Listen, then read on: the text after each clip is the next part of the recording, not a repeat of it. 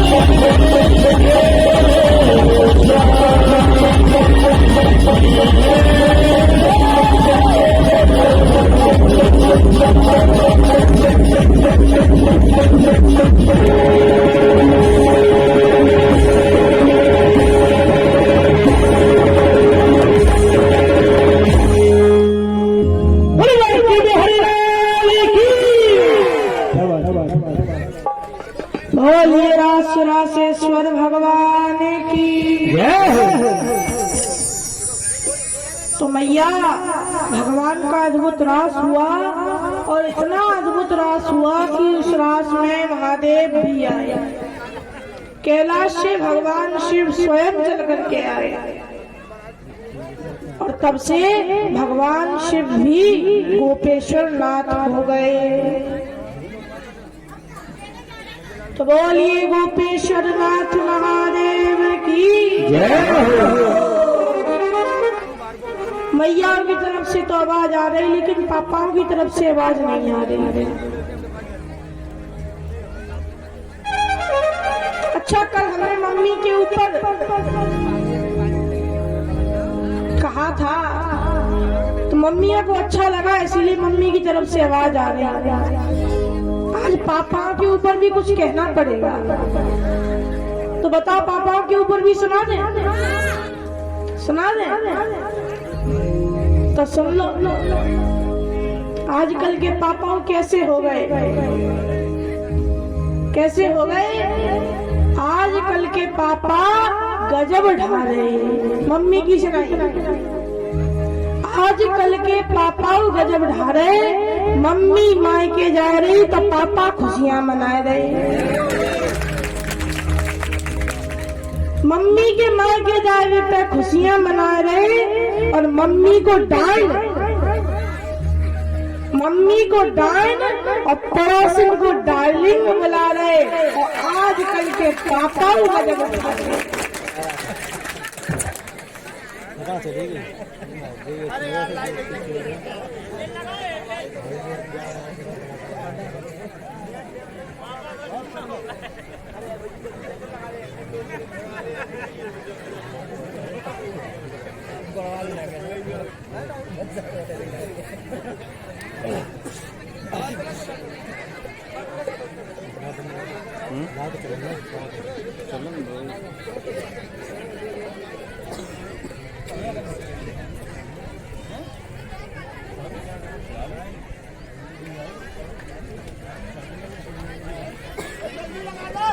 Hello hello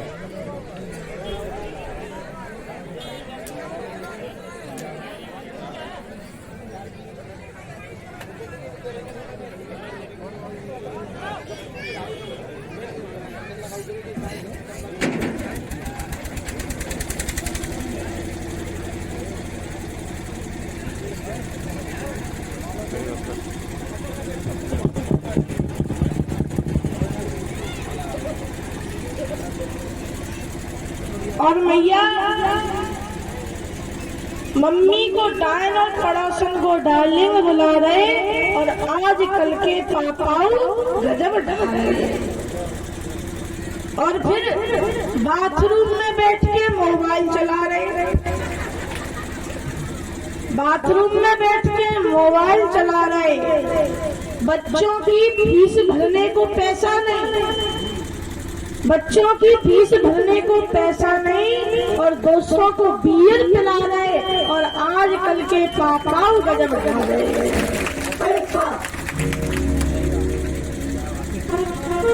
mummy के लिए हार नहीं, मम्मी के लिए हार नहीं और ऑफिस वाली को कार दिला रहे।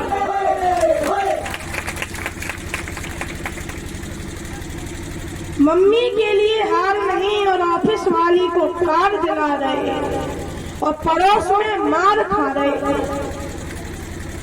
पड़ोस में मार खा रहे, ये है प्यार करने का नतीजा। पड़ोस में मार खा रहे, ये है प्यार करने का नतीजा। और 12 बनने की उम्र में सोच रहे कोई बना ले अपना जीजा। 12 बनने की उम्र में सोच रहे कोई बना ले अपना जीजा। और सामने वाली आंटी तो माँ जैसी है, बगल वाली आंटी तो माँ जैसी है, ऐसा हमको सिखा रहे। और गली में जाके देखो तो अपनी जुगाड़ लगा रहे। और आजकल के पापाऊ गजब ढा रहे, आजकल के पापाऊ गजब ढा रहे। तो अब मम्मी पापा की तो कहना ही का। इसलिए मम्मी पापा दोनों जितने जो बैठे हैं, एक बार जोर से जयकारा लगा बोलो रासेश्वर भगवान की।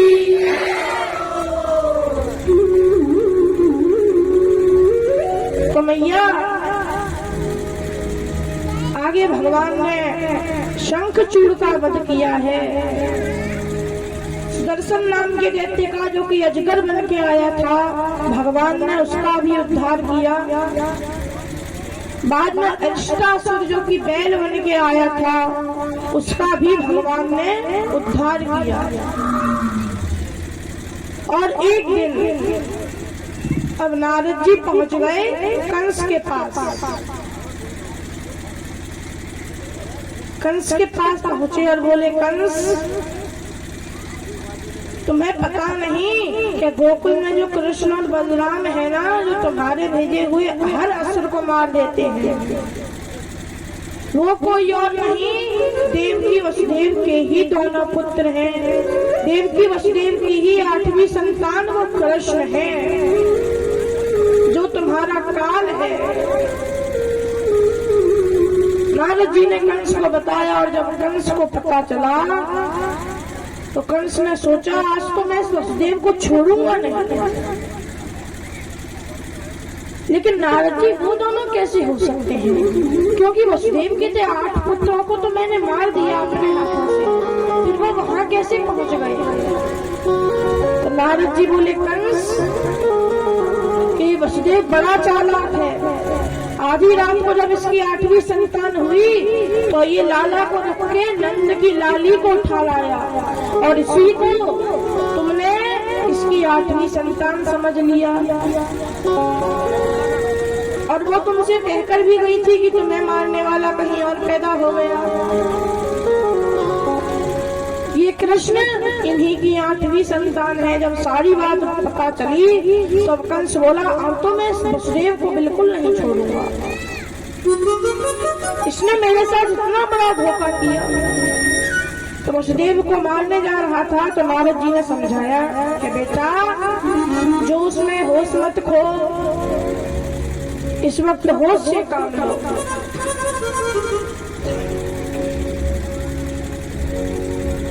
तो एक केसी नाम का असुर कंस के पास आया और बोला, महाराज एक मौका तो हमें भी देके देखो,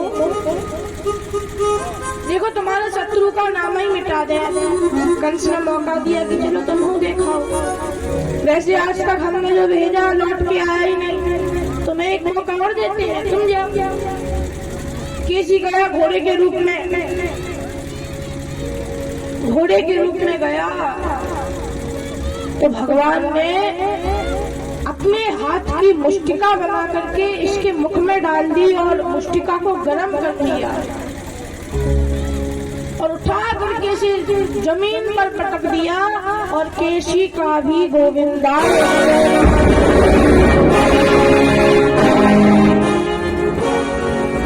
केसी का भी भगवान ने उद्धार किया, केसी का भी भगवान ने उद्धार किया। और अब कंस ने विचार किया कि मैंने जितने असुर भेजे सब मारे गए, अब क्या किया जाए। तो कंस के जो मंत्री थे सलाह की और अब कंस ने एक धनुष यज्ञ का आयोजन रखा था।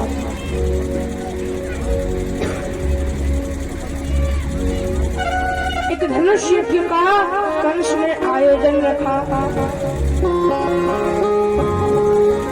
एवं धनुष यज्ञ का आयोजन रखा और अक्रूर जी को भेज दिया। कृष्ण वसुदेव जो पुत्र हैं वसुदेव जी के कृष्ण, उन्हें लेने के लिए कंस ने अक्रूर जी को भेज दिया। कृष्ण बलराम को ले आओ। तो अक्रूर जी चले और मथुरा से रथ में चले और सवेरे चले, संध्या हो गई। सवेरे से संध्या हो गई। और सवेरे से संध्या कैसे हो गई? मार्ग में जाते तो रथ में रोक कर रथ को सोचने लगते, विचार करने लगते, किम मया चरितम भद्रम किम तप्तम परमम तपः। मैंने कौन सा ऐसा तप किया, मैंने कौन सा ऐसा दान दिया, मेरे कौन से जन्मों के भाग्योदय हुए जो आज मुझे भगवान श्री कृष्ण के दर्शन मिलेंगे, जो आज मुझे स्वयं भगवान के दर्शन करने को मिलेंगे।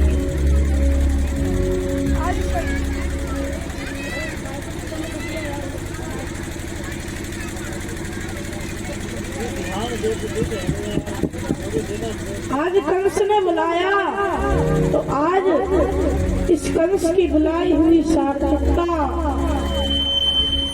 आज इस कंस का बुलाना हुआ मेरा सार्थक हो गया, क्योंकि इसी कंस की वजह से अब मुझे भगवान के दर्शन होंगे।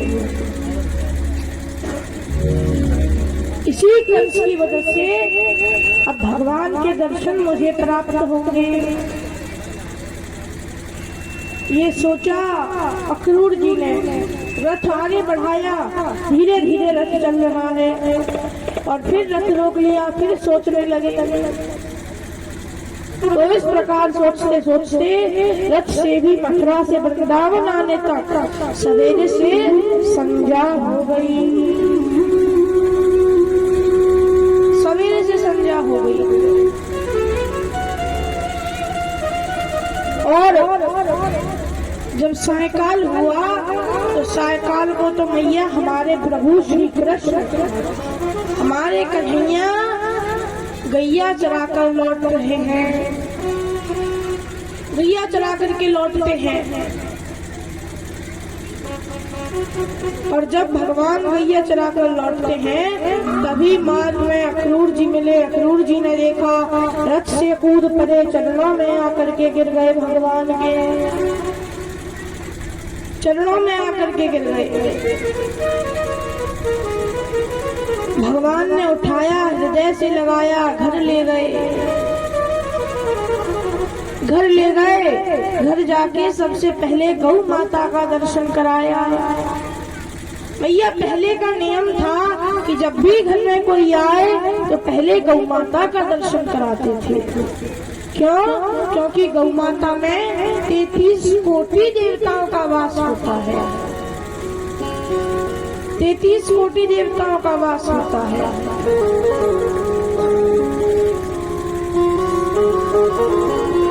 इस प्रकार भगवान ने गौ माता का दर्शन कराया और गौ माता का दर्शन कराकर अंदर भगवान लाए हैं। भोजन करे सभी ने और अब बाद में सभी एक जगह इकट्ठे हुए, आपस में सब लोग बातें कर रहे हैं। भगवान एकांत में अक्रूर जी को लाए। अक्रूर जी बोले, प्रभु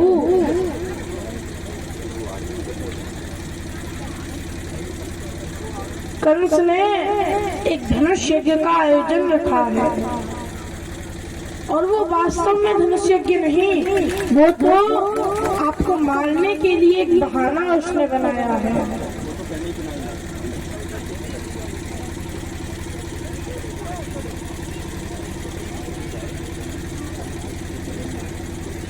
तो इस प्रकार से क्रूर जी बताते हैं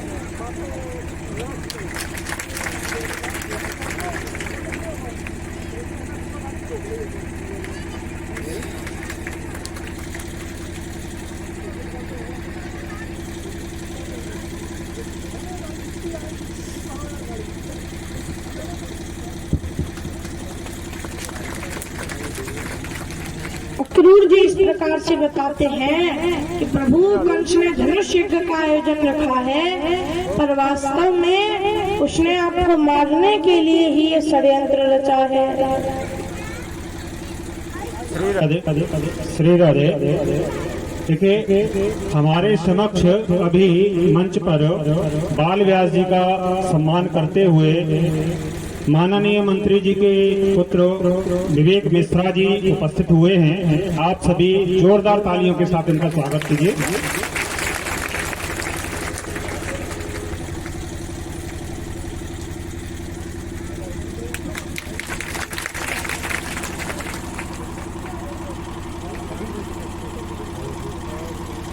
तो मैया अक्रूर जी ने भगवान को सब कुछ बताया कि प्रभु और कंस ने मुझे आपको लेने के लिए भेजा है, मुझे आपको लेने के लिए कंस ने भेजा है। आप चलिए। भगवान बोले कि चाचा जी हम अवश्य चलेंगे, पिताजी माता जी से तो आज्ञा लेने दो, और उन्हें कुछ भी मत बताना। उनसे तो केवल इतना कहना कि भगवान समझा देते हैं क्रूर जी को कि उनसे तो केवल इतना ही कहना है कि महाराज कंस ने एक धनुष यज्ञ का आयोजन रखा है, मेले का आयोजन रखा है, जो भी देखना चाहे हमारे साथ चले। इस प्रकार से कहना है, सच कुछ भी नहीं बताना। तो अक्रूर जी ने नंद बाबा से यही कहा कि बाबा, हमारे महाराज कंस ने एक धनुष यज्ञ का आयोजन रखा है, तो आपको उसमें आमंत्रित किया है। और नंद बाबा ने पूरे गोकुल में, वृंदावन में, पूरे ब्रज में फैलवा दिया कि जिसको भी कंस महाराज के यहाँ पर मेला देखने चलना हो, धनुष यज्ञ देखने चलना हो, वो हमारे साथ कल सवेरे अपने अपने कपड़ा वपड़ा धर के ले चले।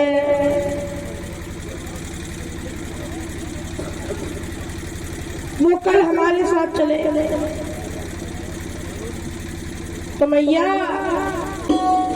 भगवान के मित्र भी तैयार हो गए कि कन्हैया तू जाएगा तो हम भी तेरे साथ चलेंगे। भगवान बोले ठीक है, तो वो चलो। परंतु आज रात्रि में जब गोपियों ने सुना कि प्रभु 2 दिन के लिए मथुरा जा रहे हैं, तो गोपियों ने अपने घर के सारे कार्य छोड़ दिए और सब गोपियां इकट्ठी हुई, आपस में विचार करने लगी। एक दूसरे से कहने लगी कि सखी, इसका नाम तो क्रूर है, लेकिन है बड़ा क्रूर। इसका स्वभाव बिल्कुल इसके नाम के विपरीत है।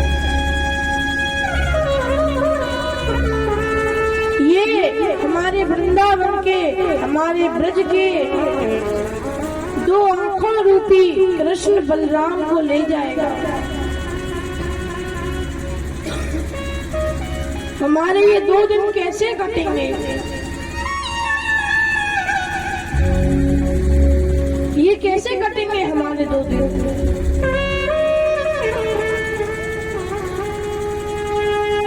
इस प्रकार से सब गोपियां आपस में विचार करती हैं, आपस में कहने लगती हैं कि ये तो बड़ा ही दुष्ट है।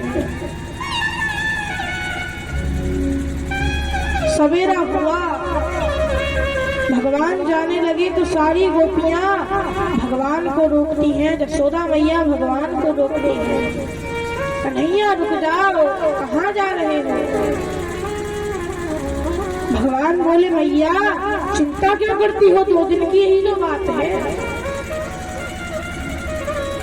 मैं आज जाऊंगा, कल मेला घूमूंगा, परसों लौट आऊंगा, परसों लौट आऊंगा। तू क्यों चिंता करती है? पर घर गोपियां रोने लगती हैं, मार्ग में लेट जाती हैं कि प्रभु जाएंगे तो प्रभु को अपनी रथ हमारे ऊपर से ही निकालनी पड़ेगी। हम भी तो देखेंगे कैसे जाएंगे। पर भगवान समझाते हैं कि गोपियों मुझे भी तो कहीं वृंदावन से बाहर घूमने का आनंद लेने दो, मुझे भी तो कहीं घूमने फिरने दो।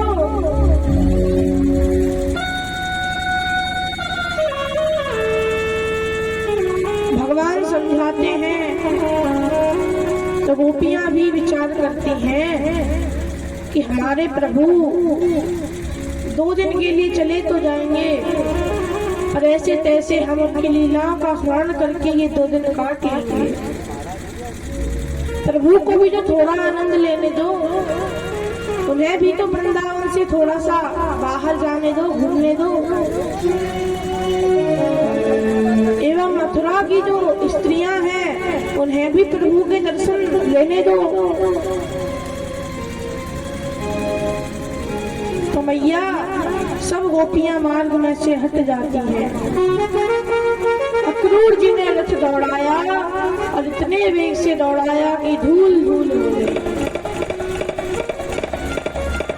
कुछ भी ना दिखाई देने लगा, धूल ही धूल चारों ओर हो गई।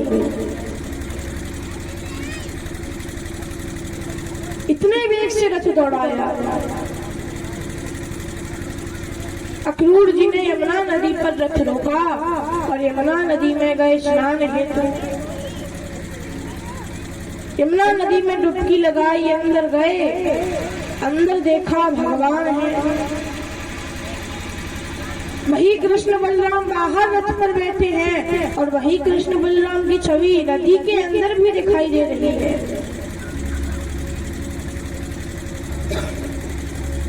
बाहर निकल के आए तो देखा भगवान तो रथ पर विराजमान है। पुनः अंदर गए तो भगवान शेषनाग पर विराजमान मिले।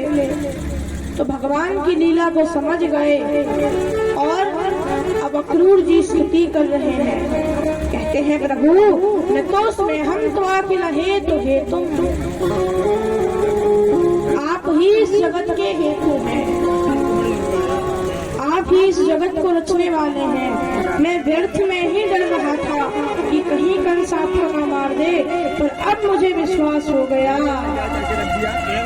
कि वो कंस आपका कुछ भी नहीं बिगाड़ सकता। नहीं माया नीति पे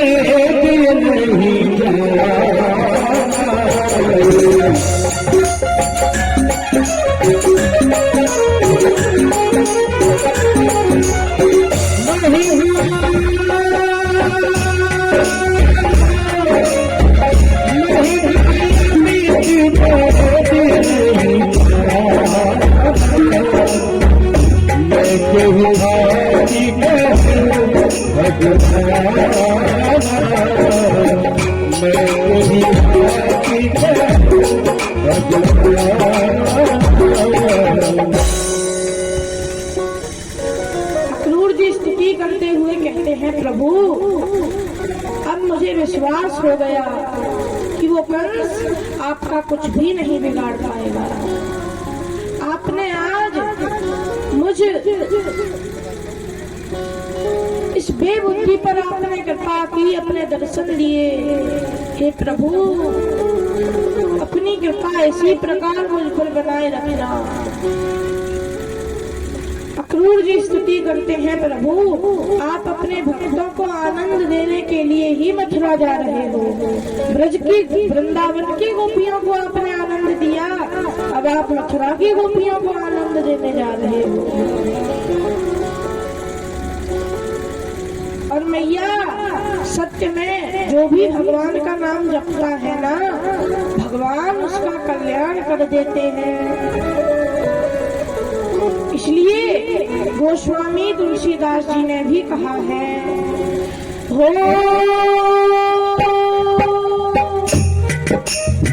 भाव कुभाव अलख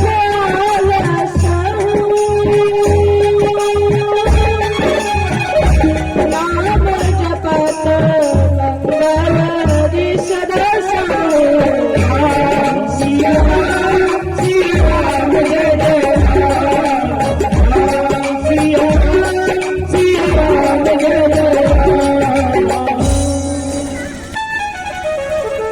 गोस्वामी तुलसीदास जी ने भी कहा है। इसलिए मैया आप भी अपना काम करते रहो और भगवान का नाम जपते रहो।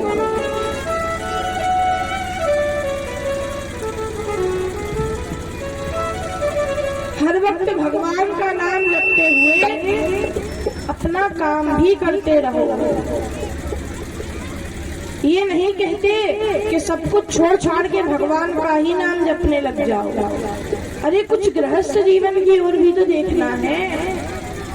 इसलिए काम भी करते रहो और राम का नाम भी जपते रहो।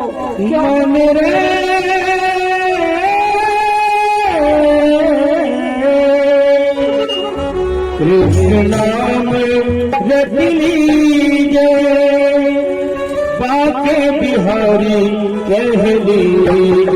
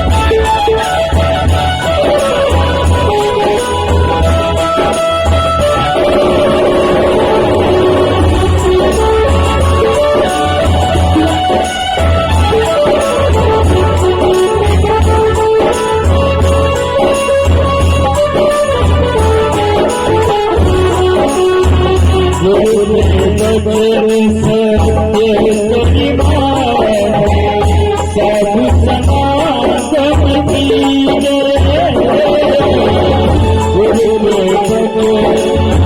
सती परिमानो साधु समागम कीजे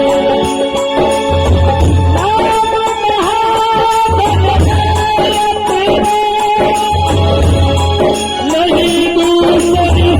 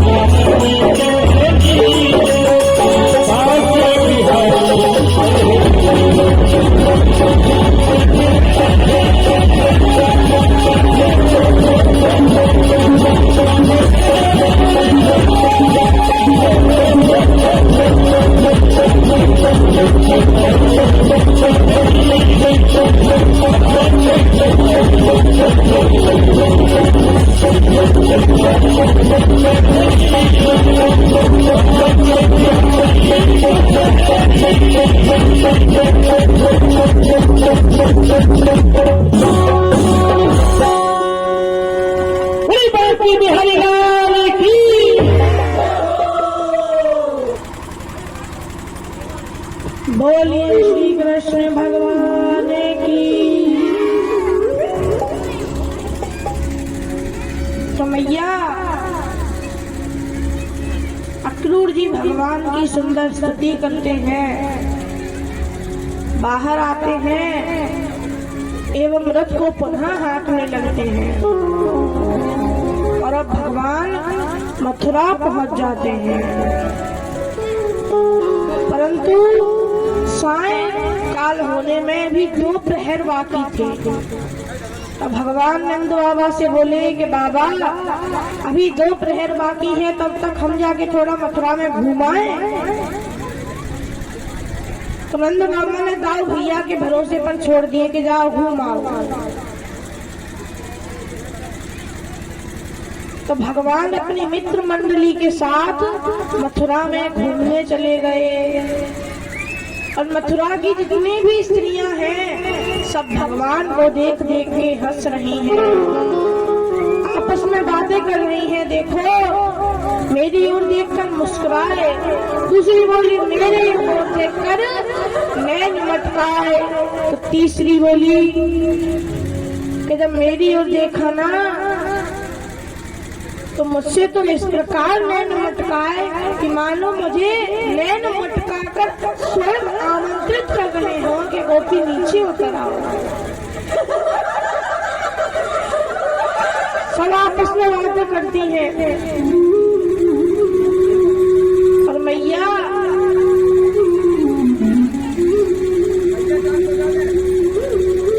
हमारे प्रभु श्री श्याम जी और प्रभु श्री राम जी में इतना ही अंतर है।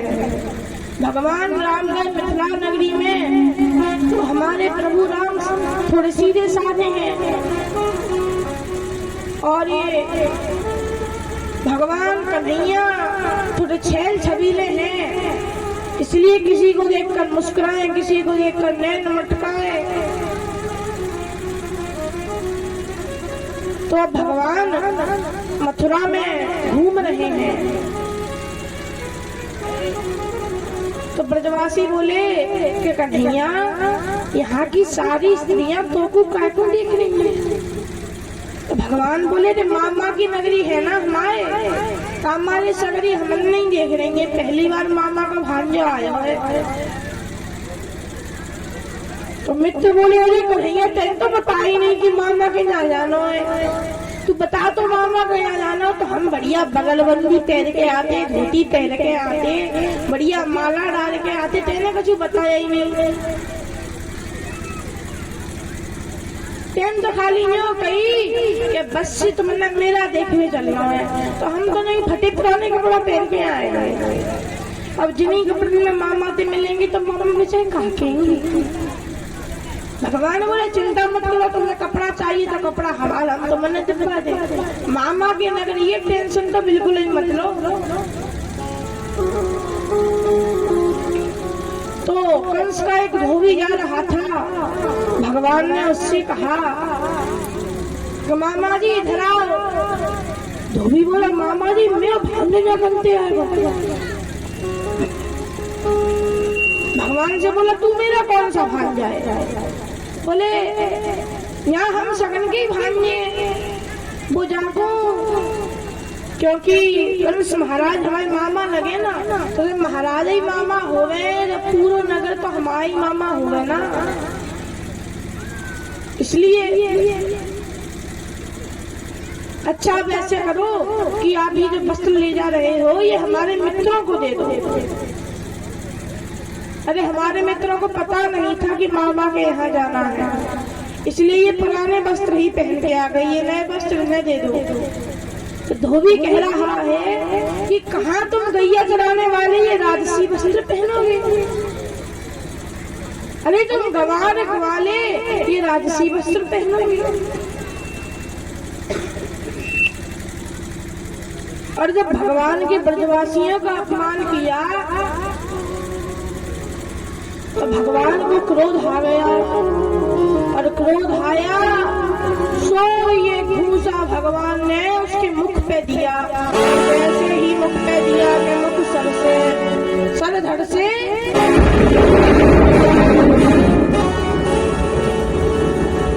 धोबी का भी भगवान ने उद्धार किया। एवं पोटली में जितने वस्त्र रखे थे सब ब्रजवासियों को जो अच्छा लगा वो पहन लिया, जो भी अच्छा लगा वो पहन लिया। लेकिन अब वस्त्र इतने लंबे चौड़े कि जब भगवान के मित्रों ने पहने जो सड़क ही थी सड़क ही साफ होने लगी। इतने लंबे चौड़े वस्त्र, अब जब इतने बड़े वस्त्र तो भगवान के मित्र बोले कन्हैया भैया मित्र ये जो वस्त्र है ना ये वस्त्र तो बहुत अच्छे हैं, लेकिन अब चक्कर ये पड़ गया कि वस्त्र बड़े हैं, इन्हें पहन के चले तो देखिए पूरी सड़क ही साफ हो रही है। अब बता हम क्या करें? भगवान बोले इसकी भी व्यवस्था कर देते हैं। तो मैया एक दर्जी था, दर्जी के पास भगवान आए। दर्जी ने भगवान को देखा तो विचार किया अभी धोबी को टपका क्या है, हम हुए नहीं, इसलिए बोला कि बताओ प्रभु क्या आज्ञा है। भगवान बोले भैया हमारे मित्रों के वस्त्र जरा ढीले हैं, तू जरा इनके हिसाब का फिट का करा दे। दर्जी ने सिलके दे दिए। तो भगवान ने आशीर्वाद दिया कि भैया दर्जी तुम खूब फूलोगे। सोमैया आज आप देख ही रही हो दर्जी कितने फल फूल रहे हैं, जितने को कपड़ा होगा उतने की तो सिलाई ही ले लें, और फिर दूल्हे राजा की ड्रेस आ जाए तो फिर तो कहवो ही का दर्जी ने। तो आजकल दर्जी बड़े फल फूल रहे हैं। ब्रजवासी बोले कि कन्हैया अब बस थोड़ा सा चंदन और माथे पर लग जाए तो आनंद ही आनंद आ जाए।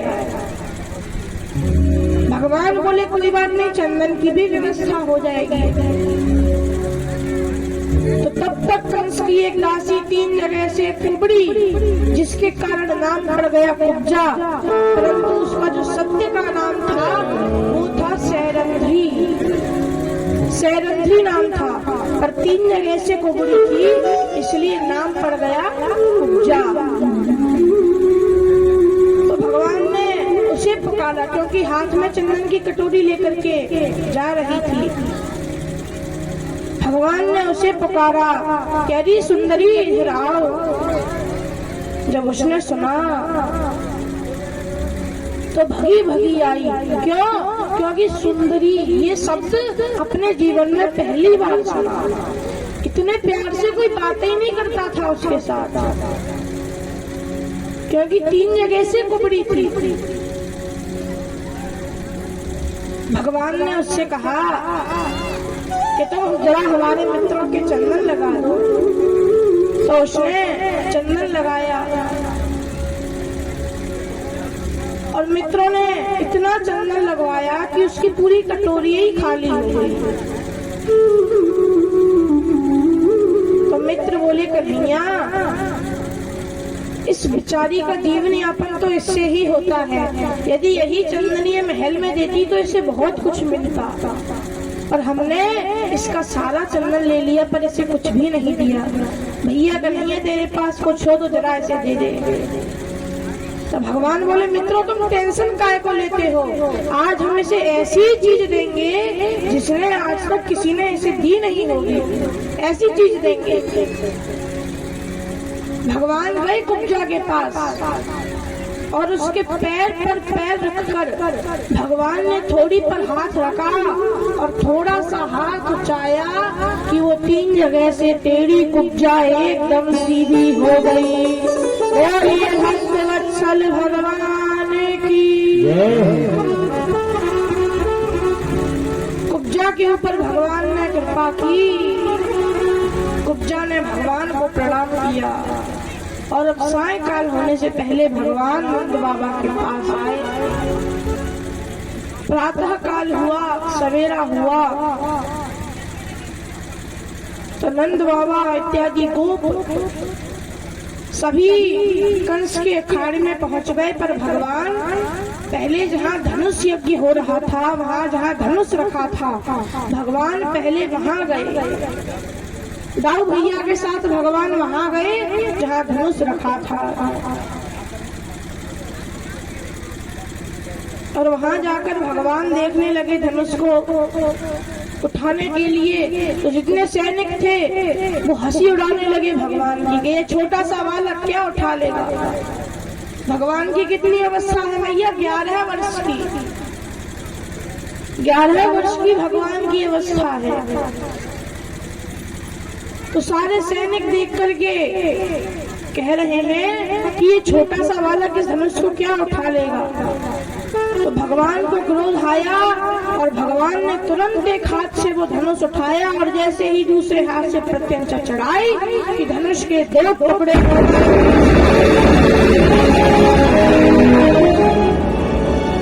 धनुष टूट गया और धनुष टूटा तो धर्म की आवाज हुई। सारे सैनिक भगवान को मारने के लिए अपने अपने अस्त्र शस्त्र लेकर के आए। तो भगवान ने धनुष का एक टुकड़ा दाऊ भैया को दिया, एक खुद लिया और सभी सैनिकों का उन्हीं से संहार कर दिया।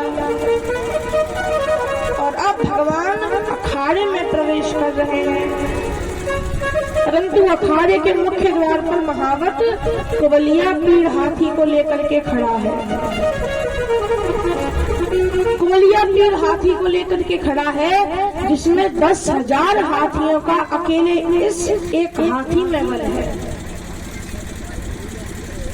भगवान कहते हैं, महावत हाथी को हटा ले। महावत बोला, मैं हाथी को नहीं हटाऊंगा। भगवान बोले, सोच ले, हटा ले, अन्यथा मैं इसे यम सदन पहुंचा दूंगा। यम सदन अर्थात यमलोक पहुंचा दूंगा, मैं इसे यमलोक पहुंचा दूंगा, हटा ले। पर महावत ने नहीं हटाया। तो भगवान ने विचार किया कि ऐसे ये मानने वाला नहीं है, हमें खुद ही मार्ग से हटाना पड़ेगा। तो भगवान कुबलिया पीर के साथ युद्ध करने लगे। कुबलिया पीर भी युद्ध करने लगा, कभी सूंड से प्रहार करता तो कभी पैरों से भगवान को कुचलने आता, परंतु भगवान कुबलिया पीर के हर प्रहार से बचते रहते, हर प्रहार से बचते रहते। एवं अब भगवान ने कुबलिया पीर की पूंछ पकड़ी, धरती पर पटका, धरती पर पटका, फिर भी कुबलिया पीर का कुछ ना बिगड़ा। तो कुबलिया पीर का जब कुछ ना बिगड़ा तो भगवान ने उसके दांत पकड़ लिए।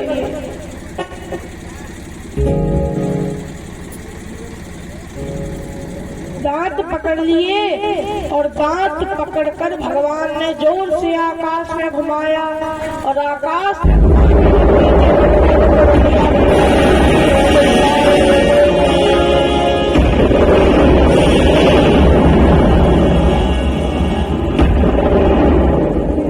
कुबलिया पीर का भी भगवान ने वध कर दिया। कुबलिया पीर का भी भगवान ने वध कर दिया। और मैया अब भगवान अखाड़े में प्रवेश करे तो जागी रही भावना जैसी, प्रभु मूर्ति देखी तिन तैसी। जो जिस भाव से भगवान को देखता है भगवान उसी भाव से उसे देखते हैं।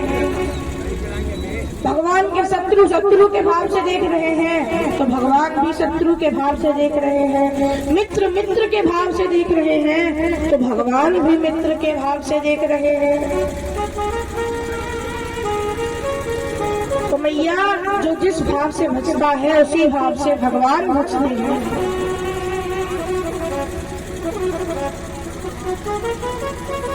तभी कंस के अखाड़े में जो चाडूर मुष्टिक आदि थे, असुर थे, वो भगवान से कहने लगे कन्हैया तुम्हारे युद्ध कला के बड़े बड़े हमने कथाएं सुन रखी हैं। आज आप अपने महाराज को प्रसन्न करते हुए एक बार हमसे युद्ध करो। भगवान ने कहा अरे हम युद्ध तो करते लेकिन हमारे बराबर का कोई होना चाहिए। बोले हमारे साथ युद्ध करो। भगवान बोले हम तुम्हारे साथ क्यों युद्ध करें, हम अपने बराबर वाले से युद्ध करेंगे, बराबर वाले से कुश्ती का खेल खेलेंगे।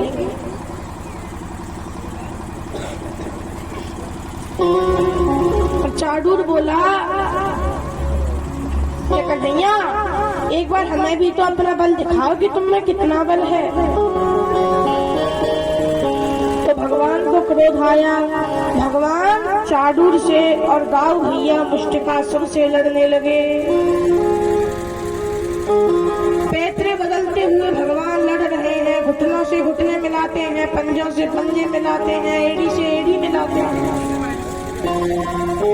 कभी भगवान हाथ पकड़ के पटक देते तो कभी पैर पकड़ के गोल गोल आकाश में घुमाने लग जाते। और अब भगवान ने अंत में एक मुष्टिका बनाई और चाडूर की छाती पर दी।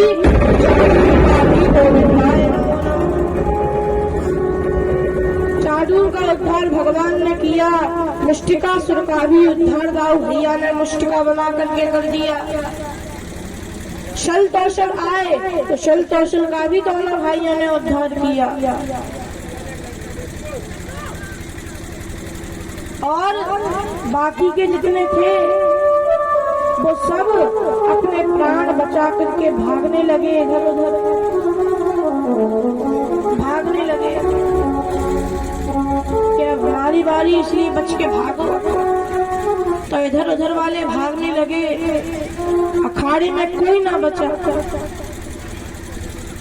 तो मैया अब भगवान चढ़ गए 200 सिद्धियों के ऊपर बैठे कंस के पास। भगवान ने छलांग लगाई और कंस के सिंहासन के आगे भगवान आ गए। कंस के सिंहासन के आगे भगवान आ गए और भगवान ने कंस के केस पकड़ा और सिंहासन से नीचे गिरा दिया।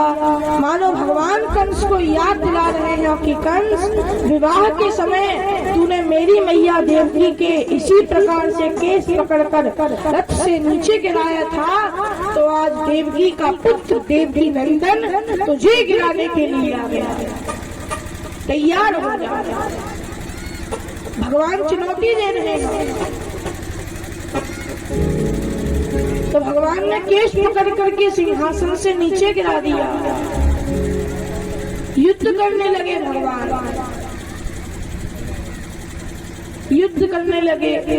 200 सिद्धियों के ऊपर से भगवान ने कंस को पैर पकड़ करके नीचे फेंका अखाड़े में, और अखाड़े में ही स्वयं उतर आए, और अब दोनों में युद्ध होने लगा, दोनों में युद्ध होने लगा। बड़ी जोर का दोनों में युद्ध होता है। पैतरे बदलते हुए भगवान युद्ध करते हैं।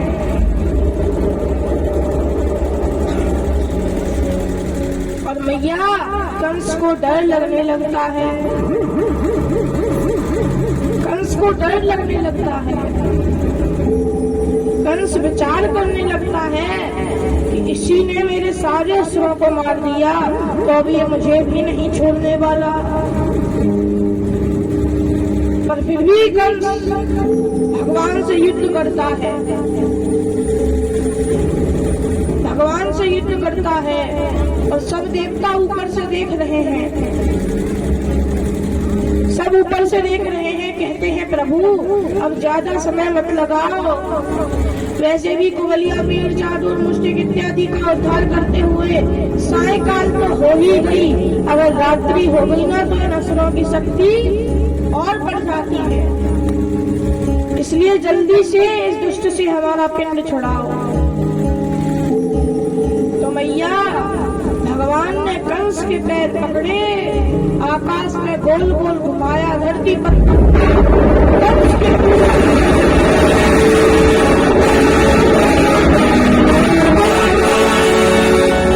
कंस के ऊपर भगवान चढ़ गए, और कंस के वक्ष स्थल पर भगवान अपनी मुष्टिका बना करके प्रहार करने लगे।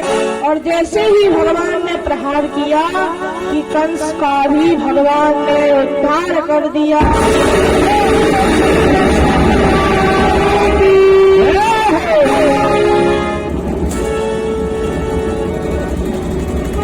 कंस का भगवान ने उद्धार किया। और मैया जब कंस को मारा तो कंस के 8 भाई आ गए, तो दाऊ भैया ने उन्हें सपेट लिया। भगवान गए कारागृह में, माता पिता को छुड़ाया, उग्रसेन को पुनः राजा बनाया। और मैया गर्गाचार्य ऋषि की आज्ञा लेकर वसुदेव जी ने उज्जैन में भगवान को सांदीपनि मुनि के यहाँ शिक्षा लेने के लिए भेजा।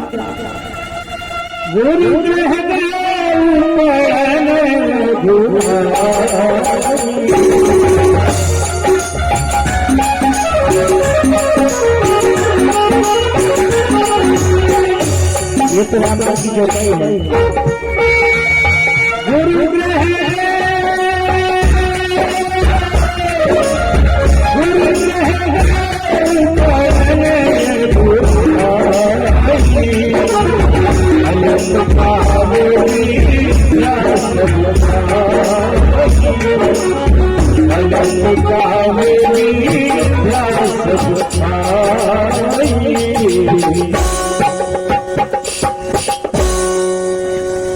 तो मैया सांदीपनि मुनि के यहाँ शिक्षा लेने गए, और अल्पकाल में ही भगवान ने सभी शिक्षाएं प्राप्त की। एवं जब लौटकर आ रहे थे तब गुरु दक्षिणा मांगी कि बताइए आपको गुरु दक्षिणा में क्या चाहिए। तो सांदीपनि मुनि बोले कि बेटा हमें कुछ नहीं चाहिए, अपनी गुरु माता से पूछ लो। तो गुरु माता बोली कि बेटा जब तक तुम रहे तब तक तुमने मेरे पुत्र की कमी को पूरा किया। मेरा एक पुत्र समुद्र में डूबकर मर गया था, अब तुम जा रहे हो तो मुझे पुत्र की याद आएगी, इसलिए तुम मेरे पुत्र को लाकर मुझे दे दो। भगवान गए समुद्र में, और समुद्र में ना मिला तो यमराज के पास गए, और यमराज से भगवान गुरु माता के पुत्र को लेकर के आए और गुरु दक्षिणा में दिया। और भगवान पुनः मथुरा लौटकर आए हैं। 14 वर्षों तक मथुरा में भगवान रहे और एक दिन भगवान विचार कर रहे हैं कि मैंने गोपियों को वचन दिया था परसों लौट करके आऊंगा, 2 दिन बाद लौट करके आ जाऊंगा, पर परसों की जगह आज कितने वर्ष हो गए, कितने वर्षों बीत गए, मैं अब तक गोकुल नहीं गया, वृंदावन नहीं गया। तो भगवान ने उद्धव जी को बुलाया, उद्धव जी को अपने पास बुलाया और उद्धव जी से भगवान कहते हैं कि मित्र,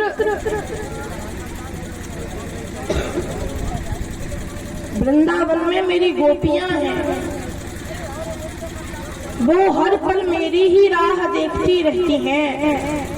मैं उन्हें जब आया था ना मैं मथुरा, तब उन्हें वचन देकर आया था कि मैं परसों आ जाऊंगा, पर मैं अब तक नहीं आ पाया। तो मेरी एक इच्छा है कि तुम वृंदावन जाओ, वृंदावन जाओ और वृंदावन जाके उन गोपियों को कुछ ज्ञान का पाठ पढ़ाओ, क्योंकि वो गोपियां हर वक्त मेरे ही प्रेम में डूबी रहती होंगी। मैया, भगवान ने उद्धव जी को ब्रज में क्यों भेजा, वृंदावन क्यों भेजा? गोपियों को ज्ञान का पाठ पढ़ाने नहीं भेजा, ये तो केवल एक बहाना था। भेजा इसलिए था क्योंकि उद्धव जी ने सांदीपनी मुनि से तो शिक्षा ली ही थी, परंतु बृहस्पति मुनि से भी शिक्षा ली थी, और इसीलिए इनके मन में अहंकार आ गया था कि मुझसे बड़ा ज्ञानी कोई और नहीं।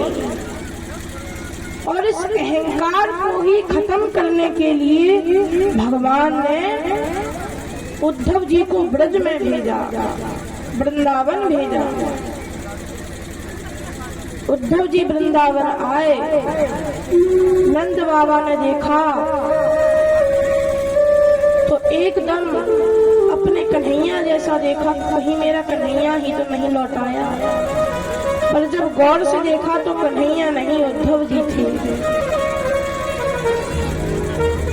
तो उद्धव जी का स्वागत किया, सत्कार किया, रात्रि विश्राम कराया, अंदर लाए। अगले दिन जब गोपियां बाहर निकली अपने अपने घरों से, तो उन्होंने नंद बाबा के घर के बाहर एक रथ खड़ा हुआ देखा। विचार करने लगी कि कहीं फिर से वही अक्रूर तो नहीं आ गया, हमारे कृष्ण बलराम को ले गया था, कहीं फिर से तो नहीं आ गया। गोपियां विचार कर रही हैं, इतने में उद्धव जी निकल के आए। तो गोपियों ने दूर से देखा, अरे ये तो बिल्कुल कन्हैया जैसा लगता है, कहीं हमारे कन्हैया ही तो नहीं आ गए। तो गोपियां गई, चारों ओर से घेर लिया, पर जब देखा कि कन्हैया नहीं है, ये तो कोई और है, तो मैया गोपियों की आंखों में से आंसू बहने लगे, भगवान की याद आने लगी। तुम्हारी याद आती है, क्या करे तुम्हारी याद आती है,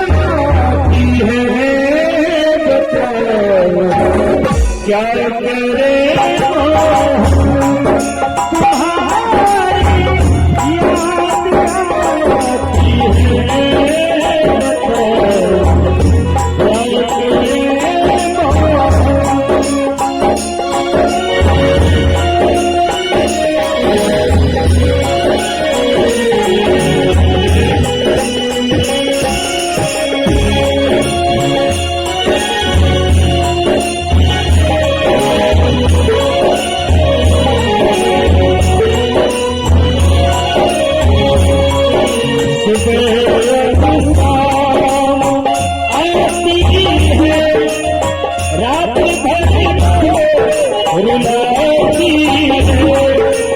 से आती है रात भर मिलाती है चैन हमें को नहीं आता चैन हमको नहीं आता क्या करे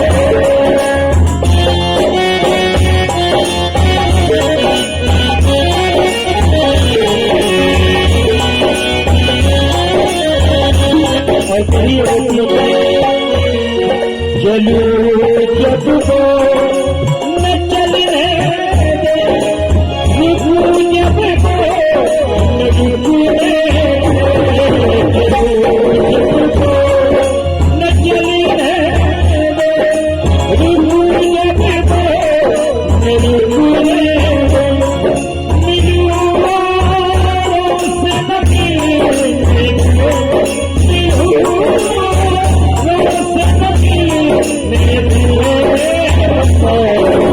से क्या करे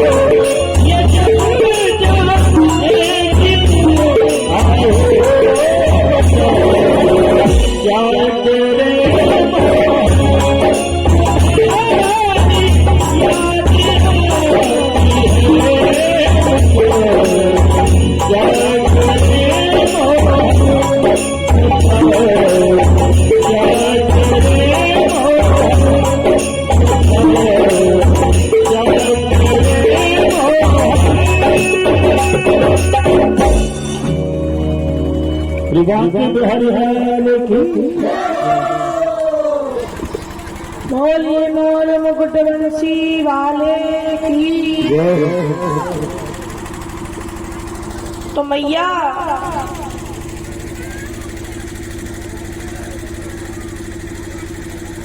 उद्धव जी ने जब ये देखा तो समझ गए यहाँ तो भगवान के प्रति अनन्य भक्ति प्रेम है। और 6 महीने तक उद्धव जी वृंदावन में रहे, आए थे गोपियों को ज्ञान का पाठ पढ़ाने, पर खुद ही प्रेम का पाठ सीख करके गए। ज्ञान बजाई दुंद भी और प्रेम बजायो ढोल। गोपियों को ज्ञान का पाठ पढ़ाने आए थे, पर खुद ही प्रेम का पाठ पढ़ के सीख गए। और मैया अब भगवान मथुरा में निवास कर रहे हैं। तो धीरे धीरे भगवान के शत्रु बढ़ते जा रहे हैं। भगवान ने कंस को मारा तो कंस का ससुर जरासंध भगवान का कट्टर वैरी बन गया। मथुरा पर 21 अक्षौहिणी सेना लेकर के आक्रमण किया, परंतु भगवान ने परास्त कर दिया। दूसरी बार फिर आक्रमण किया, फिर भगवान ने परास्त कर दिया। तीसरी बार फिर किया, फिर भगवान ने परास्त कर दिया। और एक एक एक एक करके 17 बार भगवान ने आक्रमण किया और 17वां बार परास्त हो गया।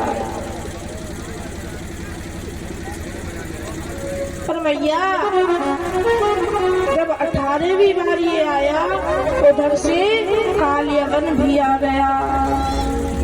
भगवान ने विचार किया यदि कालियवन को मारने जाए तो जरासंध मथुरा में आक्रमण करे, और मथुरा में यदि हम किसी को ना छोड़े तो मथुरा पर भी संकट आ सकता है। तो भगवान विचार करने लगे अब क्या किया जाए। तो भगवान ने विश्वकर्मा के द्वारा समुद्र के किनारे एक नई नगरी बसाई। कौन सी नगरी? द्वारिका नगरी। भगवान ने द्वारिका नगरी बसाई 48 कोस में, एवं सभी मथुरा वासियों को वहां पहुंचा दिया। और स्वयं भगवान कालियवन जिस द्वार पर खड़ा था, भगवान उस द्वार से निकलकर भागने लगे तो कालियवन भी भगवान के पीछे पीछे भागने लगा।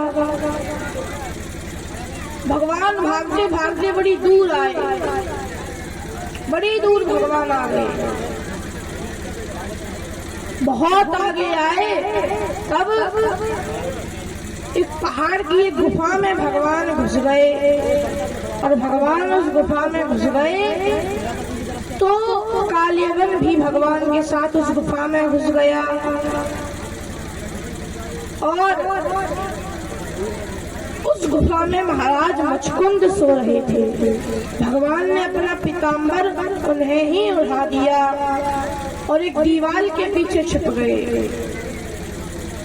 जब कालियवन ने देखा तो मुचकुंद को कृष्ण समझ करके लात मारी। मुचकुंद जगे और जैसे ही आंखें खोली, दृष्टि गई कालियवन पर तो कालियवन जलकर राख हो गया, भस्म हो गया। कालियवन भस्म हो गया। कालियवन का भी भगवान ने उद्धार कराया, मुचकुंद पर कृपा की। और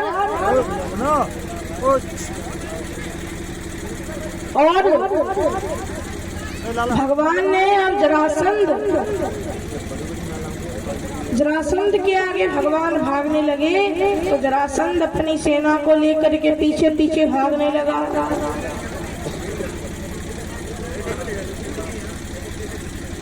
जरासंध अपनी सेना को लेकर के भगवान के पीछे पीछे भागने लगा। भगवान एक पहाड़ के ऊपर चढ़ गए और उसके आगे से निकल के द्वारिका नगरी चले गए। जरासंध को लगा भगवान इसी पहाड़ पर छुपे हैं तो पहाड़ में आग लगा दी और समझा कि कृष्ण बलराम मारे गए और जरासंध लौट आया। जरासंध लौट आया और मैया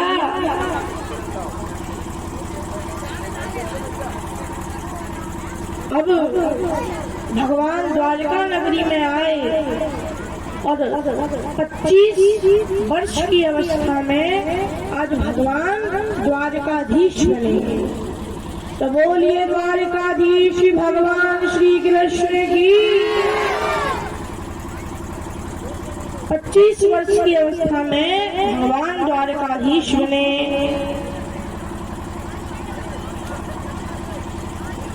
और द्वारिकाधीश भगवान बने। दाऊ भैया बलराम भैया भगवान से बड़े हैं तो पहले विवाह हुआ दाऊ भैया का। किसके साथ? रेवत महाराज का बेटा था कुकुदमी, जिसे भी रेवत कहा जाता था। इसकी बेटी थी रेवती। रेवती के साथ दाऊ भैया का विवाह हुआ। बलराम जी का विवाह रेवती के साथ हुआ। सुखदेव जी इस प्रकार कह रहे थे तो अचानक अब परीक्षित ने प्रश्न किया कि प्रभु, हमने सुना है भगवान का प्रथम विवाह देवी रुक्मणी के साथ हुआ और वो राक्षस विधि से हुआ, ऐसा क्यों?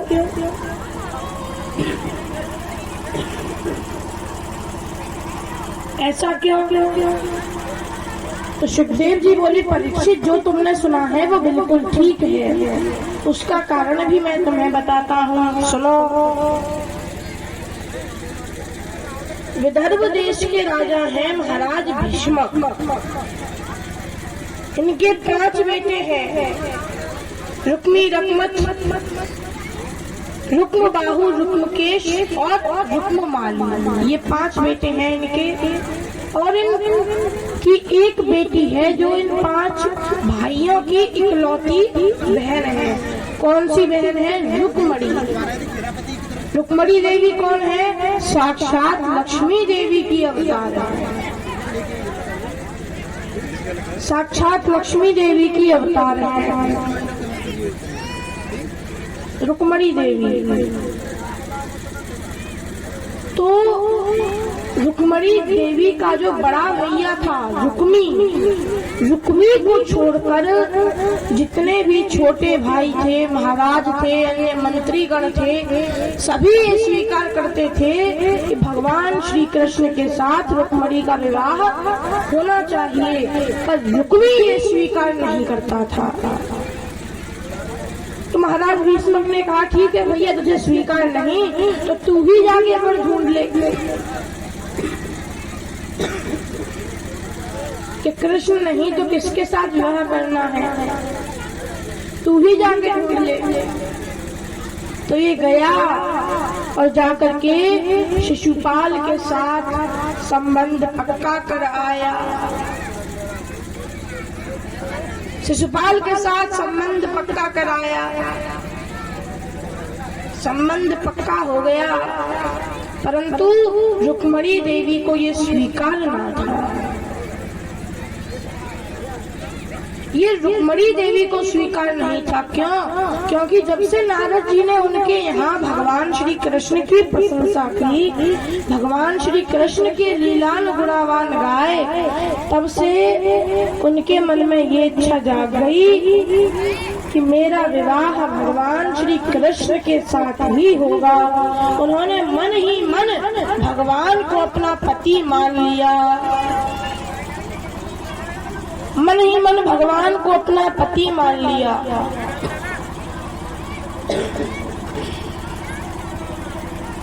भगवान को अपना पति रुक्मणी देवी ने मान लिया, परंतु रुक्मी ने शिशुपाल के साथ संबंध पक्का कर दिया। रुक्मणी देवी ने एक विश्वास पात्र ब्राह्मण को पकड़ा और भगवान को पत्र लिख रही हैं, शृण्वतां भुवन सुंदरम। हे प्रभु, आप त्रिभुवन सुंदर हैं, त्रिभुवन सुंदर है। तीनों लोकों में आपसे सुंदर और कोई भी नहीं है। आपसे सुंदर कोई और नहीं है। मैंने मन ही मन आपको अपना पति मान लिया है, परंतु मेरा भाई शिशुपाल के साथ संबंध तय कर आया है। कल बारात आने वाली है। हे प्रभु, आप कल प्रातः काल मैं पूजा करने के लिए दुर्गा मैया के मंदिर जाऊंगी, वहाँ आप मुझे मिल जाना। मैया ब्राह्मण गए पत्र लेकर के। भगवान ने पत्र पढ़ा और पत्र पढ़ के भगवान प्रातः काल होते ही दुर्गा मैया के मंदिर पहुंच गए। दुर्गा मैया के मंदिर भगवान पहुंच गए। रुक्मणी देवी आई पूजा करने। रुक्मणी रुक्मणी देवी ने पूजा की। गई भवानी भवन बहोरी,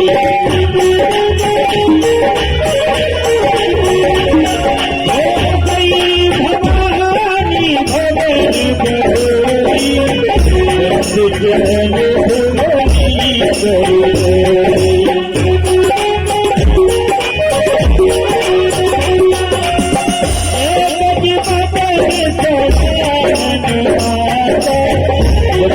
जननी आनी दुखिया देव पूरी पद कमल तुम्हारे, नर जगत होई तुम्हारे। विनय प्रकाश की हमारे, विनय प्रकाश की हमारे, सीमायु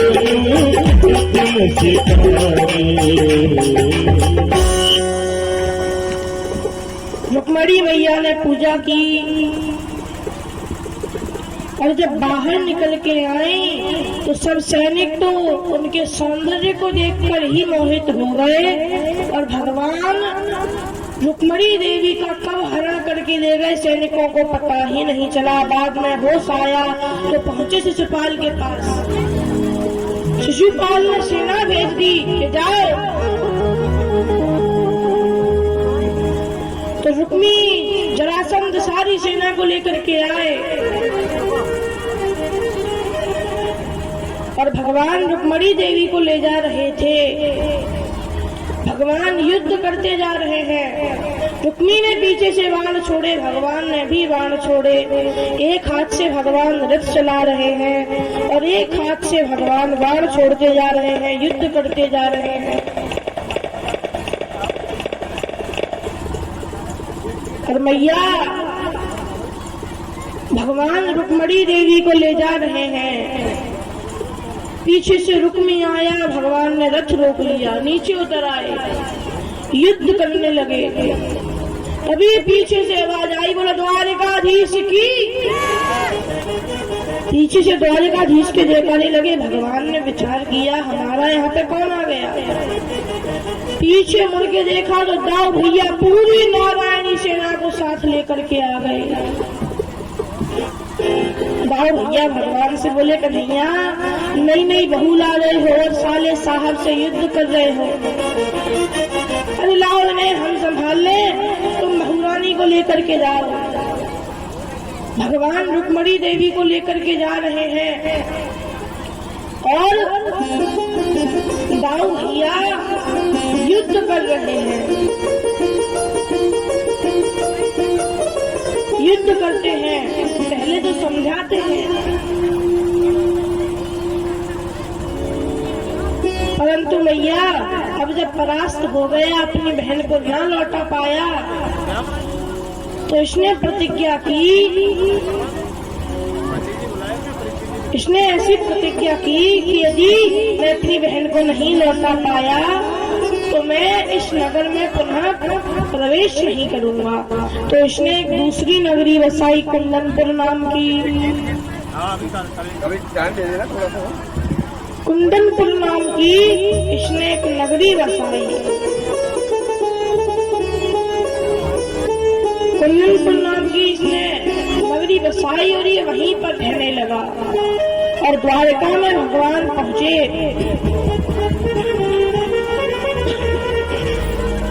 द्वारका में भगवान पहुंचे रुक्मणी देवी को लेकर, तो सभी द्वारिकावासी भगवान की जय जयकार कर रहे हैं। बोलिए भगवान श्री कृष्ण की। सब द्वारिकावासी भगवान की जय जयकार करते हैं। और मैया सब द्वारिकावासी भगवान श्री कृष्ण को आशीर्वाद दे रहे हैं। तो तेरा किसने किया सिंगार सावरे, तेरा किसने किया सिंगार सावरे लागे दुल्हा खातू दिलदार सावरे लागे दुल्हा खातू दिलदार सावरे तेरा किसने दिया सिंगार सावरे तेरा किसने दिया सिंगार सावरे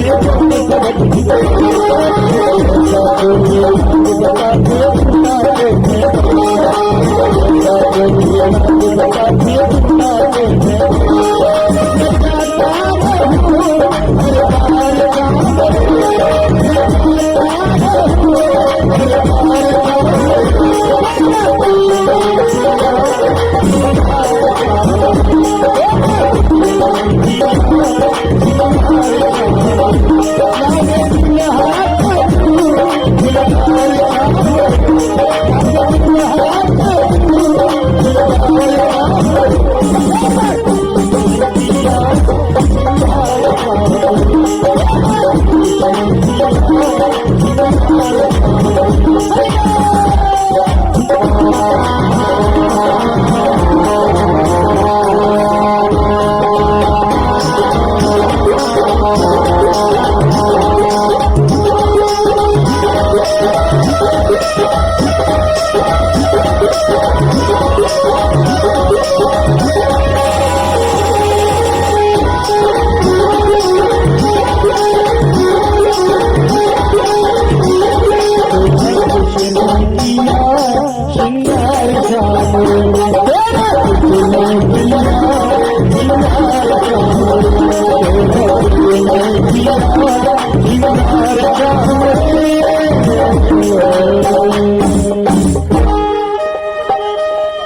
आओ प्यारी सखिया मुझे मेहंदी लगा दो, मेहंदी लगा दो मुझे उसकी सजा दो, मुझे श्याम सुंदर का दुल्हन बना दो, मुझे श्याम सुंदर की दुल्हन बना दो। आओ मेरी सखिया मुझे मेहंदी लगा दो, मेहंदी लगा दो मुझे सुंदर सजा दो, मुझे श्याम सुंदर की दुल्हन बना दो, मुझे श्याम सुंदर की दुल्हन बना दो।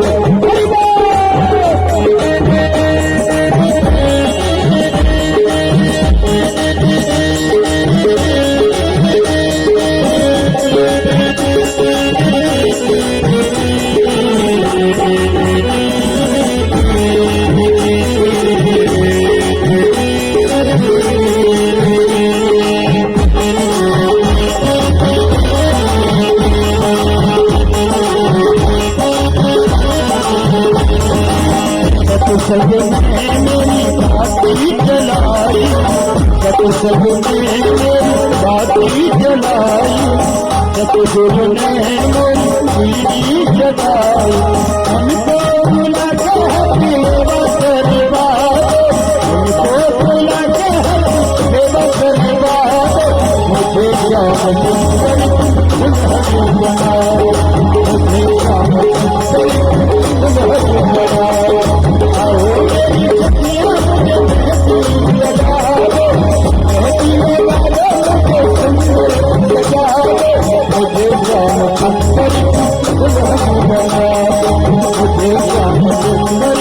दुल्हन बनाओ।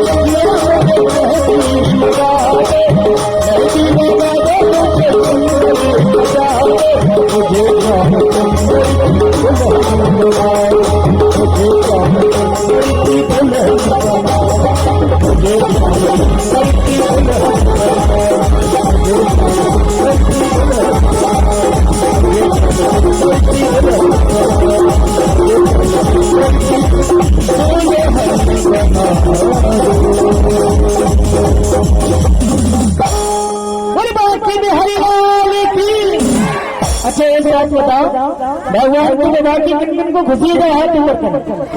अच्छा सबको खुशी है, और भगवान के बारात में किन किन को चलना है? सबको चलना है।